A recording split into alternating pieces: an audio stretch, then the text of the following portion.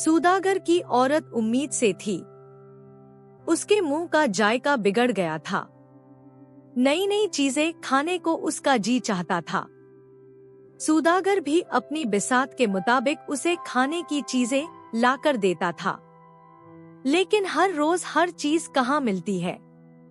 एक रोज सौदागर की बीवी को ककड़ा, लौकीनुमा फल खाने की बहुत ख्वाहिश हुई। सर्दी के मौसम में ककड़ा कहाँ मिलता है। फिर भी सौदागर तलाश में निकल खड़ा हुआ। वह कई गांवों में गया मगर कहीं ककड़ा न मिला। एक दिन वह जंगलों में तलाश करते करते एक तालाब के किनारे पहुंचा। वहां उसे ककड़े की झाड़ियां नजर आईं। बेलें झुककर तालाब के अंदर चली गई थी। उन पर फूल और फल खूब लगे हुए थे। सौदागर खुश हो गया। वह दोनों हाथों से ककड़े तोड़ने लगा। अभी कुछ ही ककड़े तोड़े थे कि अचानक एक घड़ियाल ने अपनी दुम से सौदागर की पीठ पर चोट मारी। सौदागर उछलकर तालाब में जा गिरा। वह अपने आप को संभालते हुए किनारे तक पहुंचना चाहता था, मगर घड़ियाल ने उसके पांव पकड़ लिए। सौदागर बोला, भाई, ककड़े की तलाश में मेरे पांव घिस गए। बड़ी मुश्किल से ये फल मिला है और अब तू मेरे रास्ते में रुकावट डाल रहा है। तेरी ये चालाकी मुझ पर असर नहीं करेगी। घड़ियाल हंसा और बोला, मैं तुझे खा जाऊंगा। सौदागर ने कहा, क्यों भाई, तू मुझे क्यों खाएगा? घड़ियाल बोला, इसलिए कि तूने मेरे ककड़े तोड़े हैं। सौदागर ने कहा, भाई, मैं ये ककड़े मजबूरी की हालत में ले रहा हूँ। मेरी बीवी की तबीयत कुछ ऐसी है। ये सुनकर घड़ियाल समझ गया और बोला, ओह, अगर ये बात है तो मैं तुझे नहीं खाऊंगा, लेकिन एक शर्त है। सौदागर ने पूछा, क्या शर्त है? घड़ियाल बोला, जब तेरे यहाँ लड़का पैदा हो तो वह तेरा होगा, और अगर लड़की पैदा हुई तो वह मेरी होगी। सौदागर ने मजबूरी में हाँ कर दी और घड़ियाल की गिरफ्त से आजाद हो गया। जाते हुए वह दिल में सोचने लगा, अभी तो घड़ियाल से निजात मिल गई है, बाद में देखा जाएगा। फिर घड़ियाल कहाँ मुझे ढूंढने आएगा, और अगर लड़का पैदा हुआ तो ये शर्त वैसे ही खत्म हो जाएगी। लेकिन खुदा की मर्जी देखिए, सौदागर के घर एक निहायत खूबसूरत लड़की पैदा हुई। अब जब भी घड़ियाल की शर्त याद आती तो सौदागर का शरीर कांप उठता। लड़की बहुत ही खूबसूरत और तंदुरुस्त थी। यह सोचकर सौदागर के दिल में दुख बढ़ जाता कि इतनी प्यारी बेटी घड़ियाल के पेट में चली जाएगी। इसी वजह से सौदागर कभी तालाब के किनारे नहीं जाता था। एक दिन ऐसा हुआ कि नदी में बाढ़ आ गई। बाढ़ की जद में आकर घड़ियाल तालाब से निकलकर खेतों की तरफ आ गया। अब उसे खेतों में ज्यादा शिकार मिलने लगा। एक दिन सौदागर के घर के पिछवाड़े के तालाब से निकलकर घड़ियाल ने सौदागर को आवाज दी और सवाल पूछा। घड़ियाल ने सौदागर को आवाज दी और कहा, क्यों सौदागर, तेरा बच्चा मुझसे क्यों छिप रहा है? क्या तू मुझसे छिपकर कभी रह सकेगा? बोल, तेरे यहाँ लड़की हुई थी या लड़का? सौदागर ने मजबूरी कर कहा, लड़की हुई है। घड़ियाल ने गर्रा कर कहा, तो फिर वह मेरी है। मेरी चीज को अब तक अपने पास क्यों रखा है? क्या तू अमानत में खियानत करना चाहता है? सौदागर बोला, इतनी छोटी बच्ची है, उसे लेकर मैं तुझे कैसे दे दूं? घड़ियाल चिल्लाया, 18 साल पहले तूने मुझसे वादा किया था, क्या वह अब भी बच्ची है? माता पिता की नजर में तो औलाद अगर बूढ़ी भी हो जाए तब भी बच्चा ही रहती है। क्या तू मुझसे झगड़ा करके चैन से रह सकता है? सुन, अगर तूने कल तक लड़की को लाकर मुझे न दिया तो मैं तेरे परिवार को एक एक करके खत्म कर दूंगा। सौदागर का दिल तड़प गया। वह बोला, वह मेरी बेटी है, मेरा खून है, तुझे मैं कैसे दे दूं? और लोग क्या कहेंगे? घड़ियाल ने सवाल किया। लोग क्या कहेंगे यह मैं नहीं जानता, लेकिन तू क्या कहता है? क्या तू वादा खिलाफी करेगा? सौदागर घबरा कर बोला, नहीं नहीं, ऐसी बात नहीं है, मैं चाहता हूं कि। यह कहकर वह रुक गया। घड़ियाल ने सख्ती से कहा, बोल, तू क्या चाहता है? सौदागर ने कांपते हुए कहा, तो अपनी पीठ पर एक कमल का फूल रखकर तालाब के अंदर सतह आप से नीचे बैठ जा।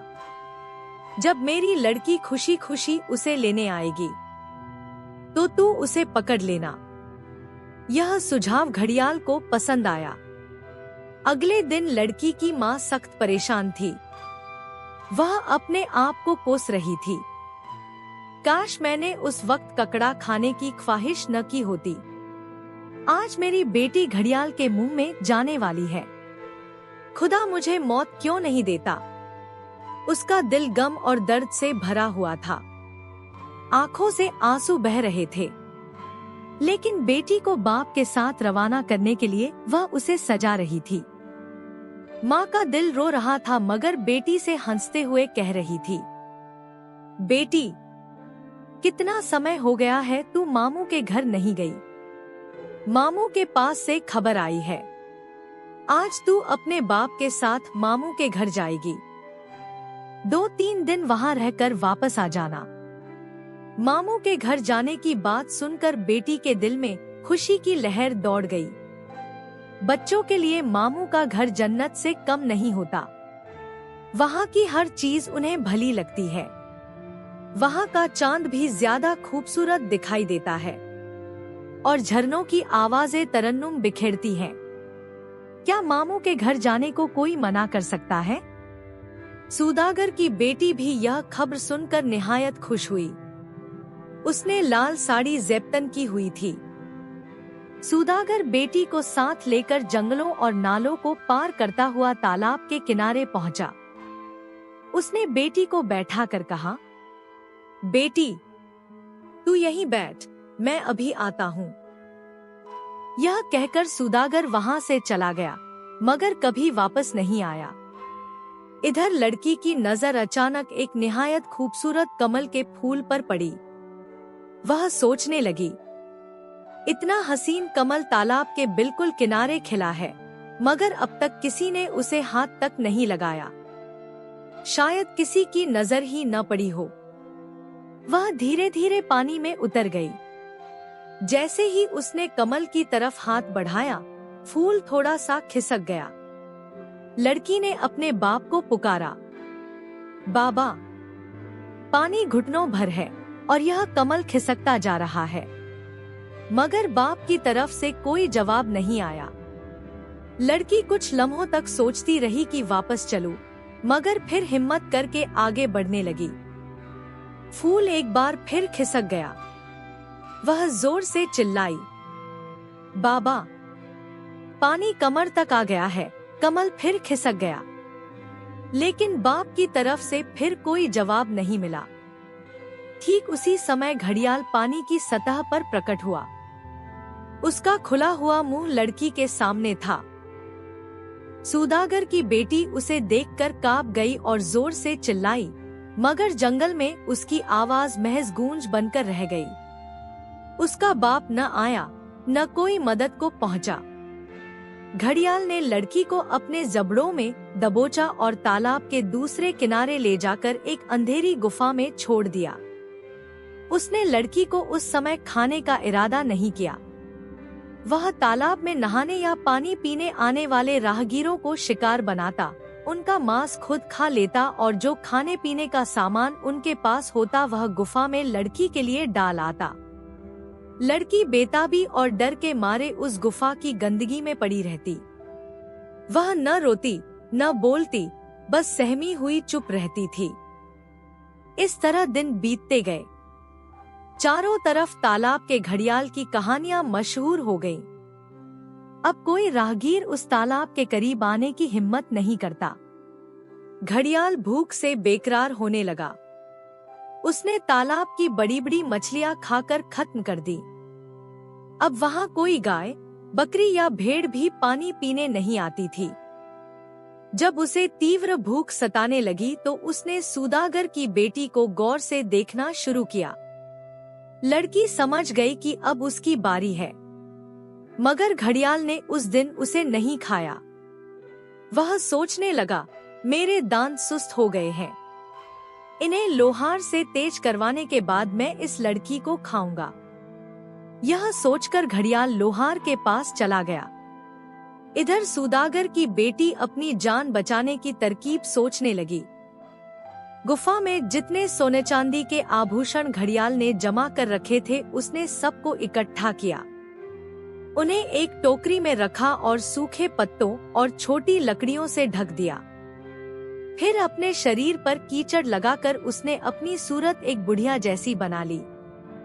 लाठी टेके टेके वह गुफा से निकलने लगी। उसी समय घड़ियाल आ गया और गुस्से से पूछा, तू कौन है? सौदागर की बेटी पहले तो डर के मारे सन्न रह गई, फिर हिम्मत जुटाकर बोली, मैं एक बुढ़िया हूँ। मेरे शरीर में न हड्डी है न मांस। मेरे बदन में क्या है जो तू खाएगा?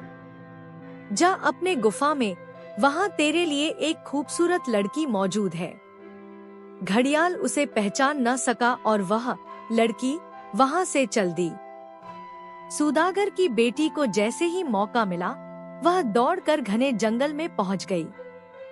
वह सोच रही थी, जिस माँ ने मुझे घड़ियाल के हवाले करने के लिए विदा किया और जिस पिता ने धोखा देकर मुझे अकेला छोड़ दिया, मैं उनके पास कभी वापस नहीं जाऊंगी। यही सोचते सोचते वह जंगल में आगे बढ़ती चली गई। अचानक उसे शेर की भयंकर गरज सुनाई दी। उसका दिल जोर जोर से धड़कने लगा।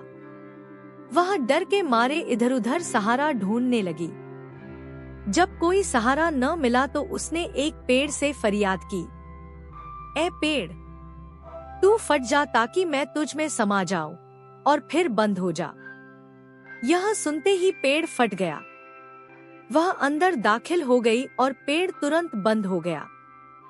कुछ दिनों बाद एक राजकुमार शिकार की गर्ज से उस जंगल में आया। वह दातुन के लिए एक शाख काटने लगा कि अचानक उसके कानों में एक आवाज आई, आहिस्ता काट, कहीं मेरी नाक कट न जाए, मेरी आंख फूट न जाए, मेरा हाथ टूट न जाए। यह सरीली आवाज सुनकर राजकुमार हैरान रह गया। वह दातुन लिए बिना सीधा राजमहल वापस आ गया, मगर उसकी सोचें उसी पेड़ के इर्द गिर्द घूमती रहीं। कुछ दिनों बाद राजकुमार की शादी का इंतजाम किया जाने लगा। ज्योतिषी और पुरोहित सब राजकुमार को समझाने लगे, मगर उसकी ज़बान पर एक ही बात थी, मैं शादी उसी पेड़ से करूंगा। अगर मेरी शादी उस पेड़ से न हुई तो मैं अपनी जान दे दूंगा। राजा बेटे की जिद देखकर परेशान हुआ, लेकिन उसने बेटे की जिंदगी को ज्यादा अहम समझा। चुनांचे राजकुमार की ख्वाहिश पूरी की गई। उसी पेड़ के नीचे शादी की रस्म अदा की गई।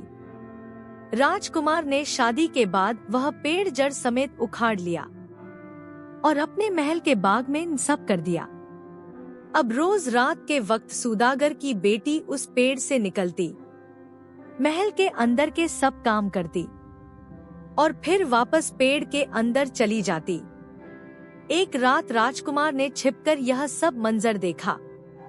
अगले दिन जब लड़की पेड़ से निकलकर महल के अंदर गई, तो राजकुमार ने मौका पाकर उस पेड़ को आग लगा दी। पेड़ धीरे धीरे जलकर भस्म हो गया। सौदागर की बेटी दौड़ती हुई आई और फरियाद करने लगी, यह तुमने क्या कर दिया? राजकुमार ने नरमी से कहा, इतना बड़ा महल है, अब तुम इसमें रह सकती हो, इस बाग में खेल सकती हो, फजूल इस पेड़ के अंदर दिन भर क्यों छुपी रहती हो। उस दिन के बाद से राजकुमार और सौदागर की बेटी एक साथ रहने लगे। राजकुमार ने उसकी सारी तकलीफों का मुआवजा किया, उसे इज्जत, मोहब्बत और सुकून दिया। वह बाग जिसमें पेड़ को सब किया गया था, अब उन दोनों की हंसी और खुशियों से महकने लगा।